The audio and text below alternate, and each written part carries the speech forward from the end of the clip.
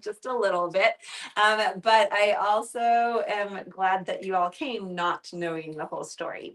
So welcome again to Listening Club number 7. We're on episode 7. I'm Andi Kinsey for the live streamers. And this is Wendy Korn. Wendy, we're so glad that you're here. As I mentioned earlier, Wendy is an end-of-life doula and a filmmaker who is making a documentary called Exit Strategy. So do you want to start us off telling us a little bit more about your background and where you're coming from in our conversation? Yes, and I encourage all of you to go back and catch up on this because it's so good. I'm so grateful to be a part of this. So thanks for inviting me. So yes, I am a filmmaker first and an end-of-life doula. What happened for me is that I became my mother's caretaker, and I didn't even know that an end-of-life doula was like a thing. But in retrospect, I realized that that's what it was. That's what I was doing. And I sought to become a doula because of the omissions, the things that were not happening in the system when I was seeking to find answers in a broken system, so that's what happened. And so then I became a doula, and then I realized that not everyone is going to go out and get certified to be an end-of-life doula. And so the idea of making a film to give this away is what came in, to share the tools and frankly, the birthright of these considerations at the end of life, and what to think about, what to talk about, how to normalize this conversation, because there's 100% chance we're all going to die. How do we get better with this inevitability, really? And like one of the ways is with humor, because it does soften it, and it does get us all sort of connected. Because I mean, just witnessing now, we were all able to like laugh at this, and it is a dramedy. But my question for you guys is, who were you rooting for? Like, at the very end, like, do you want tape 8A or 8B? I'm just curious what your takeaway was from this. Yeah. I'm team 8A. Yeah. Team 8A. Why? We've been with them this whole time, and their feelings have been pretty clear. And these characters specifically in these instances, their children have been unhelpful and not listening. I don't hold much faith for them to hear them in their truth that they need. So I'm rooting for 8A. 8A is when they get their wishes, what they're going for. The Yeah, helium kits to work. the helium gets to work to not be thwarted anymore. Yeah. I So want both. I want them to talk to their kids and then have their kids say, okay, Honor you know their what's wishes. Yeah. That's what. B than A. Yeah. Yeah. Okay. And this is always fun because for those of you who don't know, my parents are right here. So which ending do you watch? I absolutely wanted, I don't know the tape numbers, but their wish to just end it all together. Together. But having come to these sessions, there are other things you can do. So now I don't know. I've got this one daughter sending us out with this. I've got another daughter in California who's doing her master's in library science, and she has chosen end of life for her project.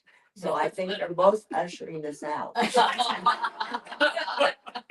But it's made me have a lot more to think about than I did before, because my mother had Alzheimer's, and her sisters all had Alzheimer's. And at the end, my mother was not capable of anything except just making sounds.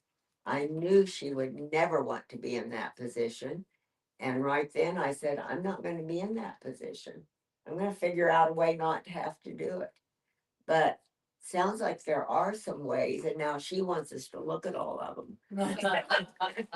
Well, also in this process, I'm learning because Dolores came out and said, okay, we have our will and our bills and our passwords, and I think that's it. And I'm learning that there are so many more forms, there are so many more decisions that have to be made. That is not it. Don't So- plan on that happening. Oh, you're okay. I've got that filed away in the back of my mind. Yeah. It's also really life affirming to have agency of your life while you can, to do these advanced directives, to have these conversations. And there's, you know, so many ways to navigate, like talking about legacy for one, you know, like I did with you, Susan, came to your house and I interviewed you and we just talked about like what, you know, and it's a great icebreaker, and it's also a way to lean into, you know, the paperwork and the to-do lists and everything. But as you start reviewing your life and having these conversations and you know, having a witness so somebody can honor your wishes and you being able to be expressed is extremely life affirming. So that's one thing. And I had another question for the group, and that is, okay, so there's, you know, there's this ending or that ending or some hybrid of them, but did any of you judge them for getting the kits? No, I'm just sorry that the helium wasn't sufficient. Like, I mean, Howard even went to the huge balloon store. Why didn't you get the big tank when you were there? I have an idea. I choose the 8A because there is no conversation with the kids, and but they are very not good at choosing the ending, and I would suggest like they should do like Thelma and Louise. They are the car is over the cliff. So Yeah. find and go Mhm. hand in hand. I know, it's Yeah. very romantic. It is. It is. Yeah, or they could have just turned around and come back to the scene of the crash when the lady was shooting at them. Yeah. I mean, it's like this opportunity. That's what they wanted. Yeah, but they're gonna be in pieces. They're gonna be so ugly.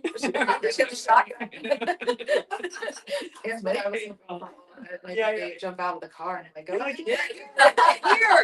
Yes. You're right here. And today, my decision was carbon monoxide, Ah, Oh, but then I got to thinking about it. yeah. And if I'm not ambulatory, how the hell am I gonna get my car into my bedroom? That's a good question. Ah. Well, you heard my wife's opinion. I want it to be very confusing so that our kids will have to go through all the crap they caused for us. Payback. Payback. My dad's thinking that, having to come to the listening clubs. He's like, oh, you owe me. That's how I was feeling, is like I'm mostly attuned in life experience with teenagers who are, I am here to shepherd them if they choose suicide. And I feel like the role is so the same of when there's kids involved, that the kids turn into the annoying, controlling parents. And that I would say that's your fault, because they're all doing what they were taught. Because kids are a reflection of their parents, pretty much, right? And I don't know about much about guys, but generally speaking, girls treat themselves the way moms treat themselves, and guys treat themselves the way the guys treat themselves.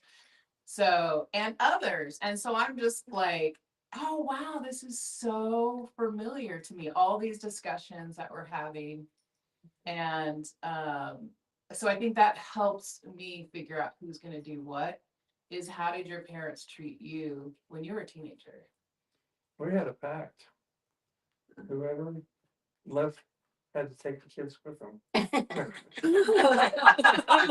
who's gonna enforce that? I would just look at it and not do it. That's so great. You're still the one of us left. You are. I love your humor. I love it. Well, you got me thinking from this brilliant way. Like I thought of everything, but I realized my husband is a wonderful West Texas Christian. And he's a freak in the sheets, but he is a buttoned up dude to all his people. So I'm gonna go home and ask him tonight, like, you do know this is my plan, right? Like, Yeah. because hopefully he's over that crazy idea that suicide is a sin. And then just like, so because of y'all, have a really good sex and really good conversation tonight. Because this is Play the whole. this brings up this is very it's so life-giving. Yeah. Really appreciate But it. it is, It's we like have for- her. Yeah. And I tried to talk with our oldest son to kind of get him ready for a conversation. He did not want to talk about it at all, but he started sitting there like this, and then he started looking around, and we were in a restaurant, so that was probably not the best place. But I kind of figured out I've got to have a different room with him. And his wife says, "Oh, Grammy, we'll take care of you no matter what." I don't want to be taken care of when I don't recognize my kids. Yeah. Yeah. My mother was like that. Didn't recognize anybody. She didn't want to be that way. I don't want to be that And if way. you don't mind me suggesting, what I like about the teens, because I don't care how old they are, if they're your kids, they're teenagers, is to ask them how they would like to frame the conversation about death in general. I don't know, that's where I start, is tell me what you do and don't like to talk about death, or do you just not want to talk about it at all? Because that's what I'm finding with my husband's family. They don't want to talk about anything ever under any circumstances. So I'm here hanging with y'all, because I'm like, oh my God, I just meet this guy right away. I can be myself. I know Wendy. And so I need to learn how to go there and be buttoned up out of respect to them. But that's what I'm learning how to say to them is, hey, would you rather I don't bring up these topics at all? And they're just like this. This is their yes face. Yeah. Like 11 years ago, I wish you'd say. So I'm learning that but I have finally gotten angry enough at them that I can look them in the face and go, I need words. I need you to tell me yes or no. So 11 years later, I'm getting a no, because I was just getting all these hints and I'm like, F you. So I finally learned how to say, I need a yes or a no. Do you ever want to talk about this topic, or is it just completely no? And should I never approach you about this again? That's what I came to. Did they say yes or no? They're going, No. yeah, and so now it's on them. It's not me guessing and There you go. feeling like an idiot and them manipulating me, because they were really manipulating me. To not use your words is very manipulative. Just say to someone, I don't want to ever talk about this, and when I do, I'll come to you. That's mature and respectful. We may be dead by the time he's ready. Well, it's not about them, right? It's about you. Right? It's not. What we think about that is that if you leave it there, then the next possibility is that they get to a place where they're never gonna give you any clarity. And then you're stuck making a decision. So it isn't really about them. It's And not I about get them. the That's what I'm respect, saying. It's but not that's about about them. them. It's both. That's what I'm trying to say. It's about me. So once I got mad enough to realize I'm allowing myself to be manipulated by their walls, that I could say, look, here's what I'm gonna do. Because boundaries are about us, right? So for me personally, I am not putting up with that stuff. The people, I'm just doing a tap dance. Oh, what do you want? What do you need? And I'm just like, I've done that for 11 years. Now I'm like, I'm going to stop bringing up these topics. And if you want to talk about it, you can come to me and I'm going to make my own decisions. But you'll never get any resolution with that. No. You're never gonna get any resolution if you just accept no like that. They're shutting you down from a conversation, but then there are ways Yeah. to get in there that wouldn't put somebody on edge. You know, like one question I asked my mother, you know, I was like, well, what is most worrisome to you? Yeah. About Yeah. about death or dying, Yes. and knowing Yeah. that your day is coming. Like what is it? Are you afraid to leave me behind or my brothers? And Right. are you afraid for us? Are you scared of it yourself? I mean, those are I've done those things. And I'm okay. still a bad guy. So what I'm saying is I'm in NBC, nonviolent communication. It's all, my teacher was like, Nora, you like mutuality. There's none of them asking me what I want. And it's always what they want. And so now I'm not mad anymore. I'm just like, I accept that they're not about mutuality. I accept that they are not comfortable with me. I accept that this isn't going to happen after 11 years. That's on me. Like I need to stop trying to get clarity from I them. think a great way to have a conversation with people that are uncomfortable talking about death is, I think we all want a good death. You know, we all would like to vision having this good death. And I think to have a conversation about a good death, it starts with having a conversation about what's a good life. And so talking about what constitutes a good life, because ultimately, I asked them that. They just want to talk about work and updates. So it's definitely, they've let me know there's nothing there for me. And so I've seriously tried every channel. I think like with Howard and Dolores, I think I think everybody would agree that a good life is a life where you have that agency, where you are in control. I'm in control of my day. I'm in control of the decisions I make. I'm in control of, what makes me happy. And so I think what they're trying to do in this episode, and it's a perfect example, is they're so much struggling to have control that Yes. they're jumping into impulsive actions. Right. And when you jump into impulsive actions Yep. without first thinking about if they're really aligned to your values, you actually create more problems. And so you're watching all these I agree. problems Yeah. coming to play. That's, we either deny, avoid, resist, or we Right. jump into action. So then what would you guys say if you have literally tried everything? I'll talk about life. I'll talk about what I've done that well. I've done that as well. I know what I would do. What would you do? I would write a podcast. Make it all there and put it out into the world. Yes. And be like, That's I what can't I'm touch doing. you. Yeah. That's what I'm doing. Yeah. Thank I you. just want to offer, because I was in this situation twice, but less, it's not quite the same that you're describing, but with both my parents, their biggest worry was that they didn't want to be a burden. Mhm. They were scared of the things they were facing. My dad had ALS and my mom also had Alzheimer's. And these were like 10 years apart. But the breakthrough for me with my mom, because a lot of her anger and fear came up. And so talking about plans was really difficult, because her go-to was just, when I get to that point, just put me in a boat and put me in the ocean. Like, what if I what if I did? Yeah. I loved her poetry. I was like, that really helps me at all. No.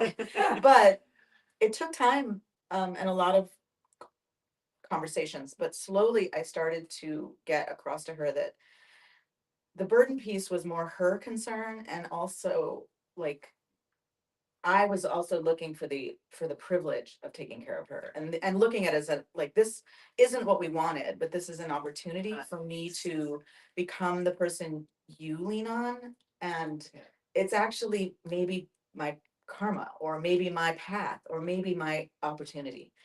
And that wasn't a quick sell, but over time she stopped resisting and allowed me to become her caretaker, because I was like, look, we're in this. This is what's happening. Like, I don't love this for you. I know you don't love this for me, but we're here. This is the pact now. So let's Well, just and you like, assuaged her worry that you saw it as a gift and a privilege, so and I that she doesn't have to worry about what she's worried about. right. Like, I was the That's a option. match. Yeah, but it took work on both our parts. I mean, it wasn't just easy for me to flip to this as a Right. privilege, because it was, of course, like, we Yeah. all know what it's like. That's a very difficult path. But I do think that there's also that of like, how can we look at this and shape it so that we stop being afraid of the big word that each of us are grabbing. Like, my mom's big word was, I don't want to be a burden. I don't want to be a burden. I don't want to be, she couldn't let that go. And when I when I was able to get across, like, the burden piece that you're so afraid of might actually be an opportunity for me. It slowly shifted, and we actually ended up finding so much healing for all of our drama. I mean, we had a great relationship, but we had our drama, and that flip did a lot of healing for both of us. You know, it was actually a great Same. opportunity for me. Yeah. That's cool. So, There's yeah. some, I'm sorry, are you through? Yeah. Keep taking off on what you were talking about, how to get into the subject or any subject with another person. Made me think about the fact that I think a lot of people are just unable to give anything. You know, Yes. not having to do with death or any of that. Their upbringing led them to be Yes. insular. So Yes. you getting any information. So oh, Yeah. I'm blabbing. So my suggestion might be just to say, sit down with them and say, what makes you happy? What do you I got? mean, it's like so a not innocuous Mhm. question, you know, but what it is who are you? But I'm not saying that. That's what you're saying. If you can find that That's exactly something Yeah. like. Like a are you happy? benign What makes question, you happy? but it's insight. Yeah, it's a Yeah. way of saying, okay, here I am asking you a question that's very important to me. I wonder if it's important to you. Yeah. You know, that sort of thing. Right, because ultimately, I think what we're trying to have control over is protecting what we value, protecting what makes us happy. Mhm. Because those are that's how we identify, you know, that creates our identity, what we value. Mhm. Anytime anything feels like a problem or a challenge, the only reason it's a problem or a challenge is because it's risking what you value. Mhm. If you didn't value it, it's not a problem, it just rolls off your back. And so I think it's really about protecting and preserving what you value. And once you can identify what that is, while you're living and thriving, you want to protect those same values while you're actively experiencing dying. I think it starts with, and maybe a lot of people aren't coming from that place when they're living. They don't know what they value. And that's really kind of where you start. You just start with identifying what makes you happy, what's important to you, what do you value, because a good death comes from preserving those and keeping those in the forefront as you're going through the experience. You can still hold true to those values, you know, even through the process. You know, and to add on to all of this, you brought up an excellent point. I think I was under the misconception that this is I can figure out my values in one thought session, or I can have this one conversation. And I don't think we're always telling people that this is a process. It is not just one conversation. It is not just, I'm going to sit down this afternoon and figure out my values. It's going to be, it's work.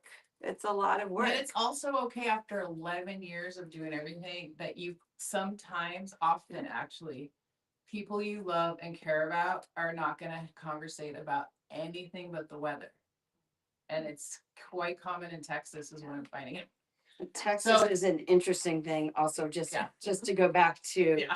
the podcast, because they went and got kits because medical aid in dying is not a thing in the state of Thank you, Texas. right.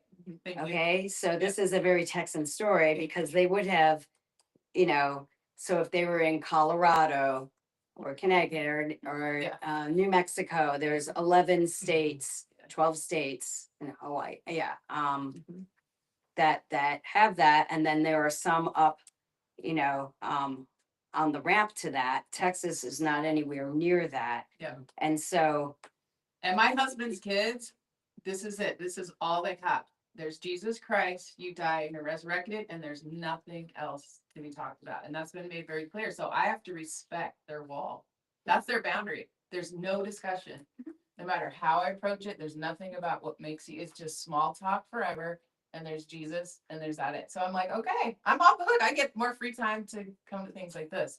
But I just don't, I don't think that some people realize that there's some, no matter how long you process, no matter how well you do it, one thing we deny is that there's quite a few people in our lives that do not want to connect, that do not want to conversate. They just want small talk and that's it. Well, yeah, and there's no one right way to do this, what I'm learning. So you do what works for you, right? I'm like assuming the end of life doulas. I'm like, you do what works for you. It's not about Michelle and permission. Melissa here are end of life Yeah. doulas as well. It's not about permission, it's just about clarity. It's Exactly. trying to be Yeah. clear what you value and what's Yeah. important to you. Yeah. But you're never asking anyone for permission for that value to be value. I just wish that life were a side A or a side B and we could get the result that we want, and it's not that easy. It's not that easy, even if you talk to people. It comes out differently. And wouldn't it be wonderful if it was side A or side B, but it's not. It's a side Z. Yeah. Yeah. And And then it the can tape change. starts peeling out and you're like, wait, Yeah. the tape is. What you're thinking today, you want, I thought, oh, I'm gonna be cremated. That's what I want. That's the alternative. That's the disposition option I want. Like it's easy, doesn't take up space. And then I come to learn that, aside from being 6 feet under, cremation is also a huge carbon footprint. And now I'm like, oh, well, a green burial then might be the way that I would go. But I didn't know what I didn't know until I, Wasn't wrong, the boat in the ocean is very Yeah. ecologically sound. Yeah. yeah. It just, Just gotta find a boat. we just gotta find a boat, someone to push it. You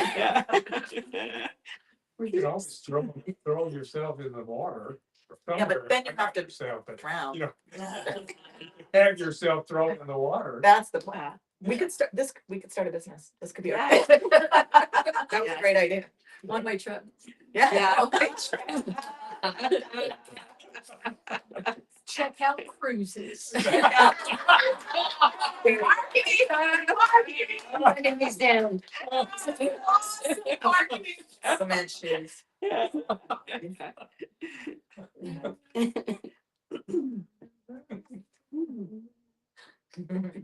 Theme song.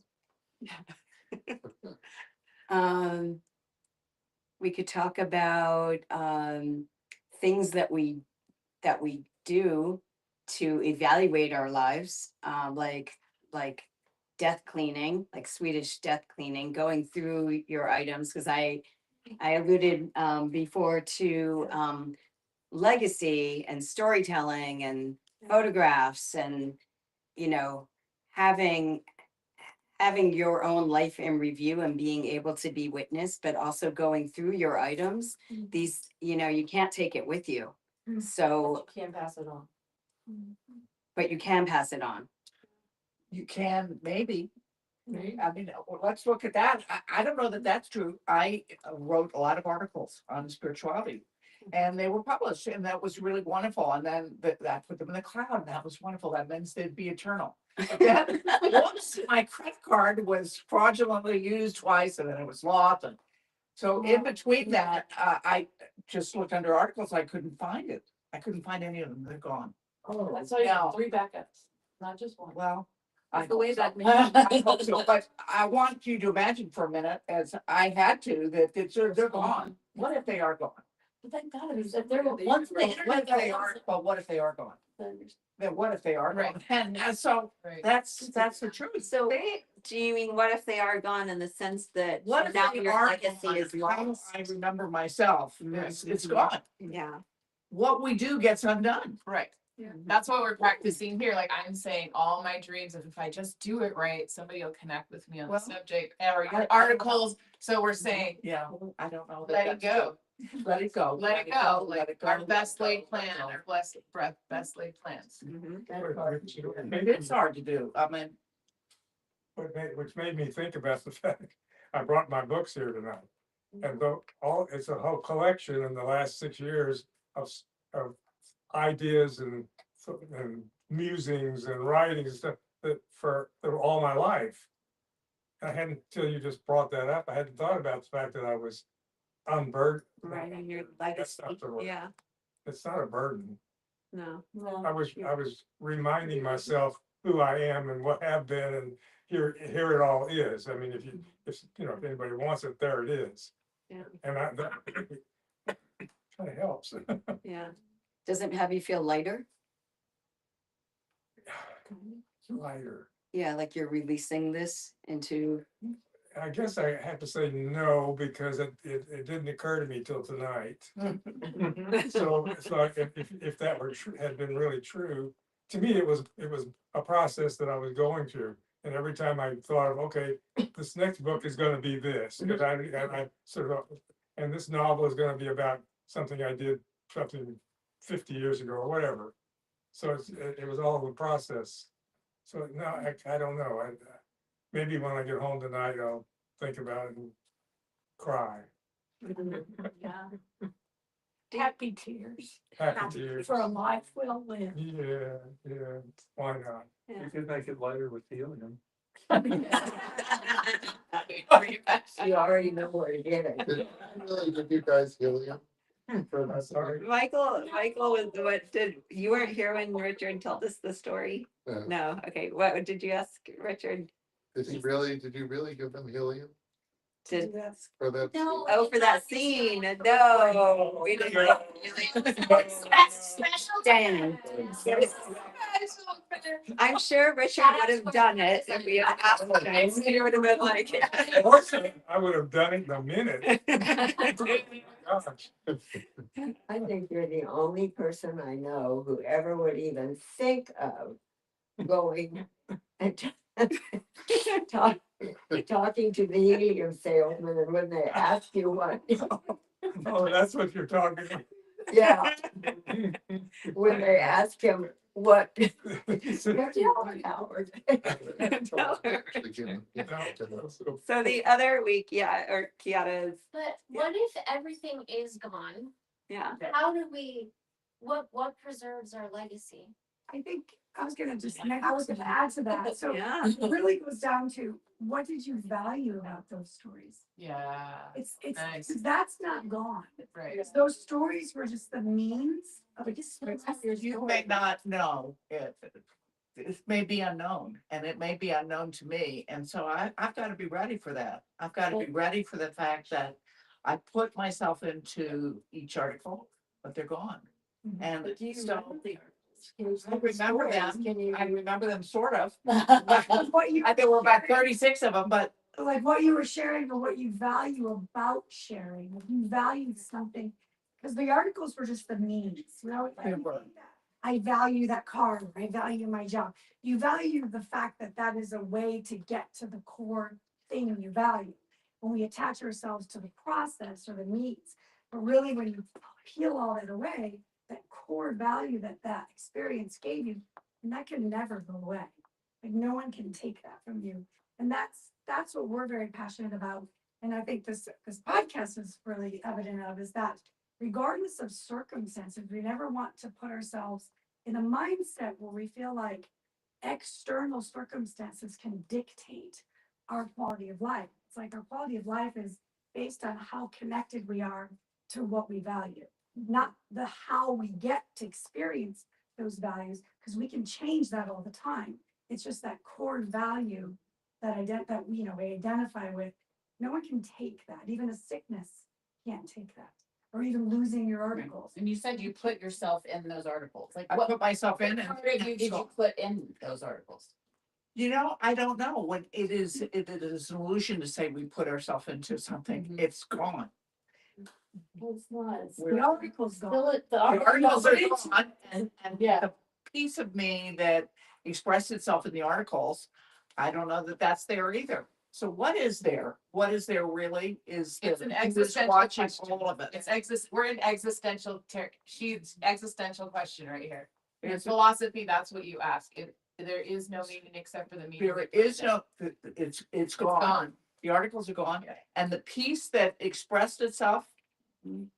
I like to think that that's still there, but that may be gone too. What is there? I don't know. So you may still be It's breathing, still but there. that last breath is gone. That That breath. record the stories, record some Yeah. stories and. Yeah, You no, know, but that's That's, right. I that's. mean, When you value I remember my mother and my father, and they're gone. And Yeah. it's so beautiful. You can And- tell those yeah, stories. right, I can tell You the never- stories of that, Yes. and then when I stopped telling that, it's gone. So now it's an existential question about death. But I don't know. Is there death? Is there not? Because I mean, that's a belief system. So this is philosophy. This is spirituality. Is something gone or is it not? matter is not made nor destroyed. Sorry, it's But still, in science, something changes from something, so that is gone to become something else. something else. So it's a philosophical discussion of, is it gone or is it not? And both things are true depending on what theory you attach yourself to. They're theories. Yes, but the flavor of what you wanted to pass on as part of your legacy in written word, I get, might have evaporated. We don't know. Evaporated. I don't know. And yes, Question is the hard part. Sitting that, in the that other than non-knowing- a Yeah. Christian background, it can be any background, can have the reluctance to look at. Yeah. My husband, my partner, my in crime, as it were, is someone who is very reluctant. He feels you're gonna be upset, so anyway, so we're gonna be upset. I'm gonna be upset, so I don't want to look at it, and I refuse to. And that's it, that's his choice. Or like, So like he you was- said to me, you don't believe there is death, and I was like, Right. that's a philosophical discussion. It's not right or wrong, It's it's, a we're in philosophical. philosophy. And Nobody can tell you it for sure is or for sure sure isn't. isn't because like they a haven't different been there. podcast though. Well, since this came up, I don't think that what I say about death is philosophical at all. I think it's completely true. And that's, to me, that's different than philosophical. Because if we come into this reality as energy, thank you, Dad. And then when we go, we return to energy. Mhm. And you can, that the Christians would hate me, but that's that, I'm just teasing. But the truth is that It's actually very. when your stuff is gone, Resurrection. what's gonna happen when you're gone? Right.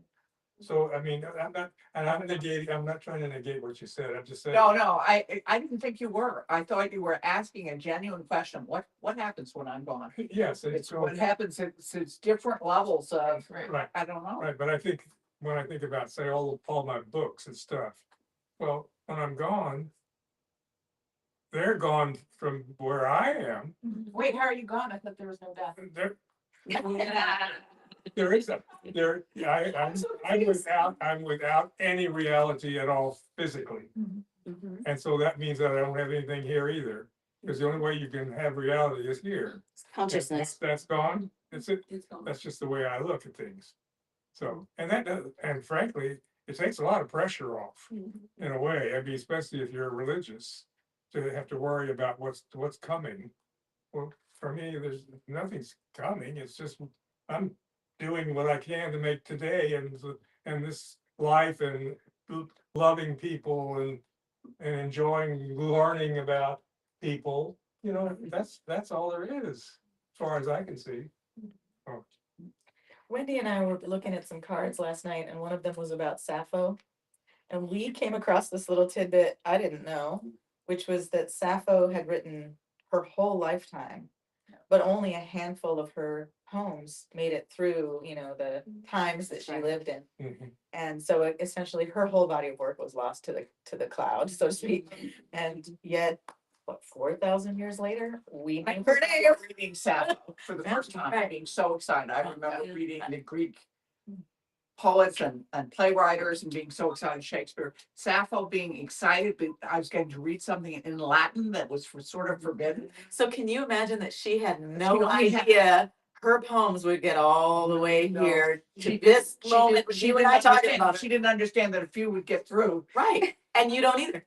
I don't either. But I'm really sorry about the rest, but you just don't know where your stuff is Can I going. just say The real legacy that you're leaving, we don't know. We don't know. Yeah. We don't know. We don't know that we don't know.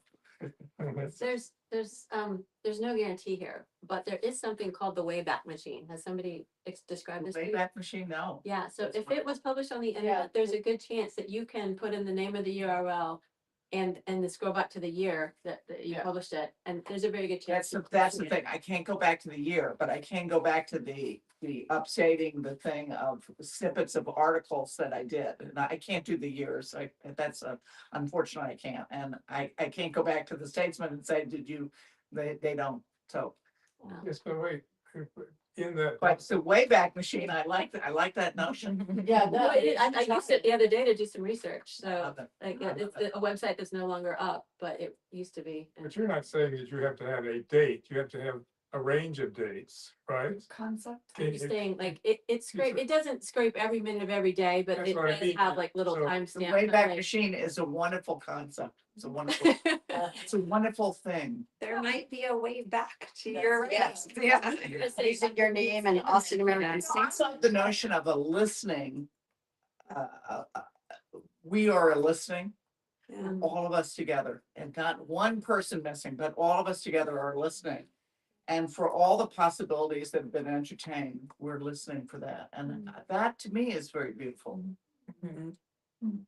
Do you now, in your documentary, is it, do you, I can't remember, you are exploring different cultures and their approach to death as well, or how are you finding that it Yeah, kind of, the similarities or the differences? Would other cultures even have to consider what Dolores and Howard are considering? I mean, mostly it's how we have institutionalized death in Western culture and that we just don't get it right in this culture. And that to die is a terrible thing and it's a failure. And of course, no doctor wants you to die on their watch, but you know, it deserves its place on the life cycle. So one of the things I am exploring, last year I was in India in Varanasi, and that is, you know, the city of death, the oldest. And that's where people do their offerings down at the Ganges. So that is of interest to me. Or even the beautiful Dia de los Muertos in Mexico. Want to go with you. And really talking to people about how that is a living shrine and a celebration of life, really, and of memory. So I think those things, and thanks for bringing it back to the film because I think that those are ways to show like we are, you know, we are all one species, but depending on where we've grown up, we've been conditioned differently to how we approach and think about death. So it's much Yeah. more normalized in the other cultures. Yes, it is not Yeah. taboo.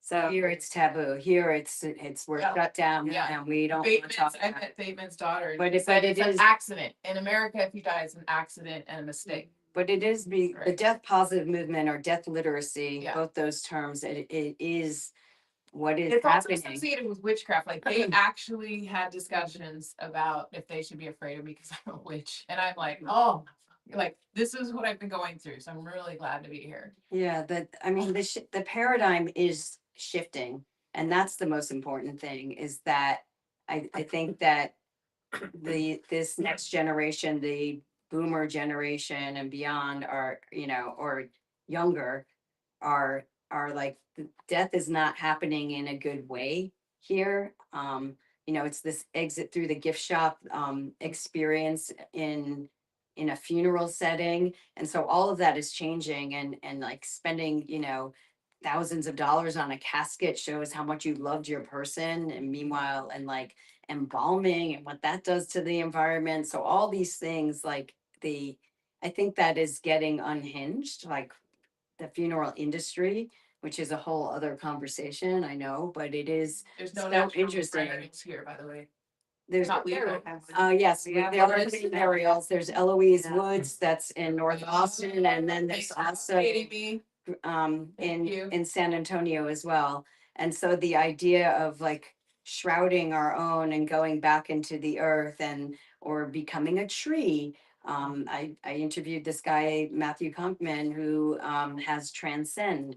So, and we've seen all these articles come out, like, you know, you could be in a pod or a mushroom, natural organic reduction. So, and more, it is, we're seeing the array of options at the end of life. It's not binary. It's not 6 feet under or you're cremated. You're giving me the idea too of taking the negative and using it to my advantage and be like, I'm a witch, so you better do what I say or I'll hurt you forever.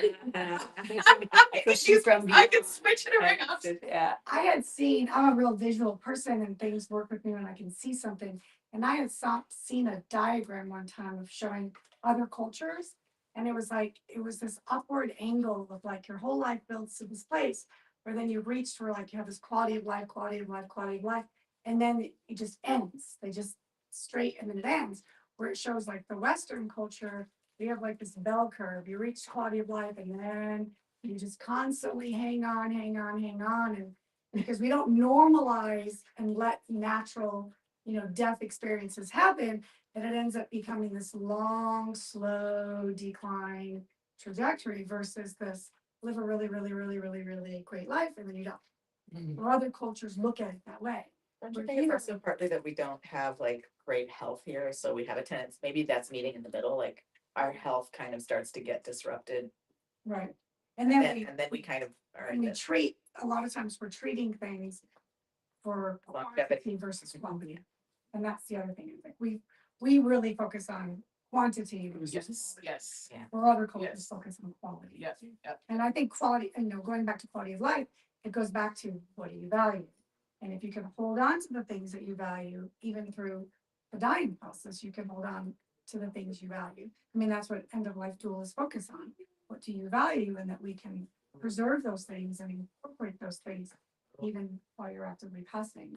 If you value family, if you value, your spiritual, if you value being in your home, like all those things that you value, we're there to help make sure that you can preserve those things Yeah, and have those around you have these And conversations. and that you value yourself. and who you are and how you identify. So I have a question to the doulas. How do you get what you're offering and making available to people out there ahead enough? And I think that's what you're up to with your movie, but like, how do you get the message far enough out in front of you that people can be thinking about it before they need you? Like, cause you were saying like, coming in at the like, what are your values right at the moment when they're like, Right. I'm going, It's, like, it's it actually, doesn't- it's a room like this. yeah. It's about having these conversations and normalizing it now, not when you're on your deathbed and not when you just gotten a diagnosis of something. Yeah. It is, this Yeah. is how it happens, and Yeah. we're going to be having like advanced directives. I can't say parties, but I want to be having like these gatherings, but with advanced directives, and it takes, like a couple times, but then somebody there, a couple sessions to really complete the paperwork, because it's not like XX, sign it, we're done. It takes a couple times to really do it well and then get it notarized, and then you have it. Because it's something we all need to do, and so we always like someday it. Yep. And so that's like part of what we're doing to just get people, and even intergenerational, to get adult children and their parents to have the conversations earlier. I think that's how we get in front of it, and that's how we are starting to shift this paradigm. That's a huge part. I mean, the advanced directives, and you're talking about all that planning, and everybody has a specific part in helping that happen. Michelle and I kind of go even a little further upstream in our specific role, and then we punt people down further stream, is we focus on helping you put a plan in place to preserve quality of life now. Like, what is quality of life? Help you define that now while you're living. And then when you start to get to where you're ready to plan for your end of life, we move you downstream to the folks that are helping you with advanced directives and those. So it's like, I think like I said earlier, to have a good death, I think it starts with having a good life and knowing, what does a good life look like? Am I living a good life? Am I making valued, guided decisions? Am I letting my values become the priority, or am I just solving problems all the time and putting out fires, and I'm just bouncing around and living by default? And so we kind of start further upstream, and then all the planning that's involved afterwards when it comes to specific to end of life. But I think it starts, I think. And that's how doulas wear many hats. Yeah. Yeah, So- no, I think I was more like, I was remembering, so when my mom was in hospice, it was the first time somebody was like, maybe a death doula, and I called around and I talked to a few. But at that point, we had been in this for 10 years, and I was really looking, I had done the legacy paperwork stuff, meaning like I'd gotten her to do the advanced directive in her whatever state. But what I'm getting at is, I was really looking for somebody that not only could give like sort of emotional support, but could actually give me like clarity about, these are the things that are going to be happening, and here's how I can plug in and actually support you between hospice and, so it was Mhm. like, it would have been amazing to connect with that person like a year and a half earlier, Yeah. but I wouldn't have known where to start. I might have hit the yellow pages, so to speak, and like picked a name, but I didn't think of it, and I hadn't really heard that term but up until then. So that's why I was asking, like, how do you all get yourself out to someone who doesn't know they need you? Yeah, and people Right. haven't even heard of it. Right. Now, and I mean, I was vaguely familiar with the word. Yeah, but But- what does the word mean? doula Yes. is a Greek word. It means to serve. So there are birth doulas and there are now end-of-life doulas, and mostly end-of-life doulas work hand in hand with hospice, because hospice can't be the ears and eyes for everything. Okay. And as, we're occupational therapists as well. Mm, So we work with people with chronic and progressive illnesses and then also terminal illnesses. well, that's a way. And I would say the minute you get diagnosed with any kind of chronic illness or any kind of progressive, you know, this illness is gonna progress, that would be the time, you don't wanna plan for your birth in the minute you're in labor. You have this plan 9 months prior to giving birth. And so you're ready and you feel prepared and you can be in control of the experience. It's the same thing with end-of-life doulas. It's, I would say, once you have a chronic diagnosis or, you have a progressive illness, before you could have years and years to go, but I think that's the time to start thinking about, what's important to me and planning. Because you don't want to plan in a crisis. You don't want to plan last minute. It's the worst time to be trying to plan something. So That's why death cafes exist also, just to be like death curious. Oh, Yeah. so cool. What's it? Death cafes are a circle like this to come. It's not therapy. It's really to talk about your curiosities or your questions around end of life. It's not a grief group. It's not, it's very much like what are you all thinking about? And this is what I'm thinking about, and and discussing these things. And then there's like icebreaker games like Morbid Curiosity, which was made here in Austin. So I got, it looks like a little Trivial Pursuit set, but they're just asking, they're again, these questions just to get the conversation going, because and then once you're in these conversations, like death over dinner is another type of this. It's so for me, it's been so life affirming, like to have a good conversation or to sit with somebody near death is so to me life affirming. And another resource here in Austin that's trying to go national is swansongs.org, and I'm a liaison. So it is the way that it's set up, it's a nonprofit, and it is a free concert to anybody that requests it. So the recipient, the person that is dying, gets to receive it. It's free of charge, and the musicians get paid. So if you're dying and you love the Beatles and that's what you want, like, and they have, up to like 1,000 people in their database of all different music genres. So, that's a thing. So oftentimes I'll go to a retirement community and sit with a concert, and then I'll ask them afterwards about, really just presencing myself with them afterwards and asking them about their life or what this brought up for them. And even if they have Alzheimer's, like the music, it's amazing what that does and how that jogs the memory and brings some joy in. Yeah.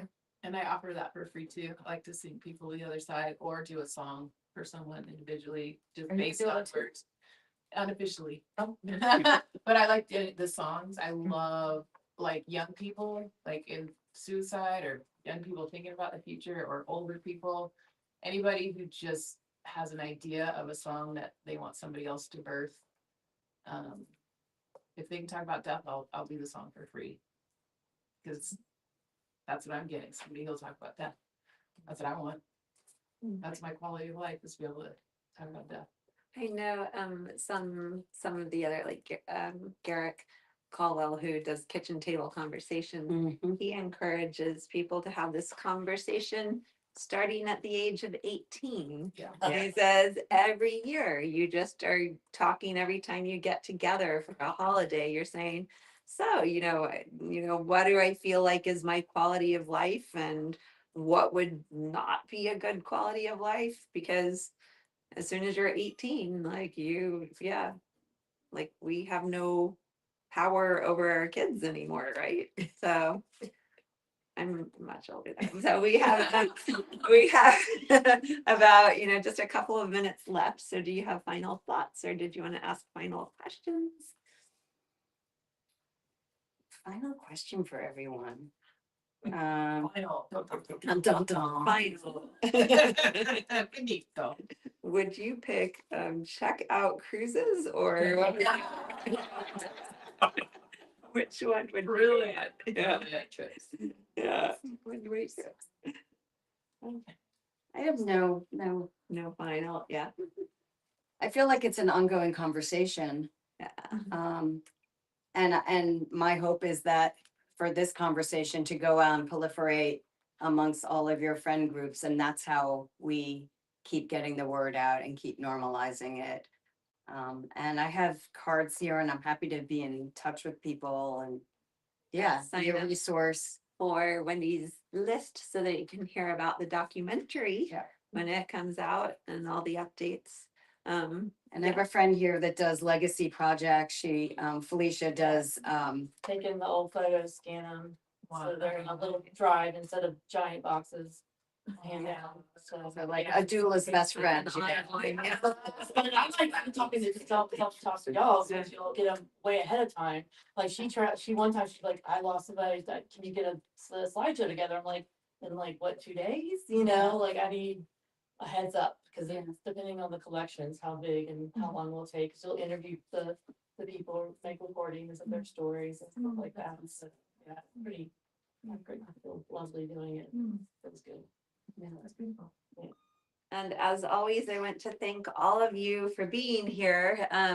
It's very terrifying to put this out there into the world, because it is a controversial topic. And so it's always very gratifying, and to have so many people involved who say, no, this is something that we need to talk about. So thank you all for being here. Thank you, Wendy.